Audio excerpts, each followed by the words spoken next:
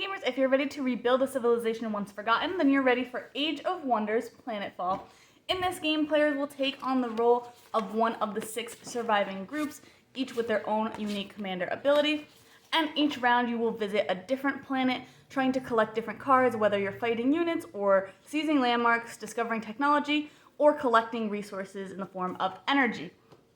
If you can't afford one of those cards because their cost will change depending on where they are in the grid, or if you just don't want one of them, you will also be able to perform operations which will help you gain strength and experience, or potentially points if you so choose.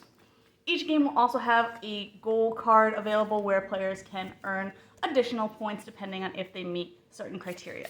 At the end of the game, the player with the most points wins. I thought that this game was super smooth. I really liked the open drafting of picking a card, and then that kind of determines turn order moving forward. So you might want something really late in the grid, but then you know you're going to be choosing last and won't have a lot of options available to you in the next phase.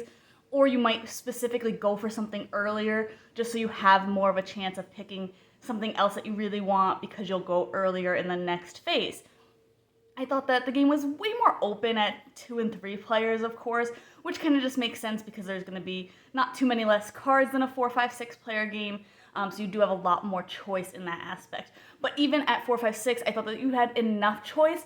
It just kind of made you feel like you cared a lot more about turn order. But no matter what the player count was, I still thought that the turns were really smooth, the actions were really smooth, and even when you went later, I thought you still had enough options available to you that you could make strategic or tactical decisions. The game's not too long, definitely doesn't overstay its welcome, and I really do like all the variability with all of the, like I said, the characters have their own abilities, and they're also double-sided with different abilities on each side, which is really cool. And I like that you don't have to all play the A side or all play the B side. You can kind of just choose which ability you'd rather play, so that's really interesting as well. And I liked all of the different goal cards that this comes with because you only use 1 per game, so you could kind of go through all of them before you even re-see one if you really wanted to. And again, it just gives you different opportunities for scoring so that you can kind of change your strategy along with that, and that you can't always use the same strategy depending on what these have on them. So overall, I really liked the game, and you should definitely check out my full review on the blog today to see if it's for you.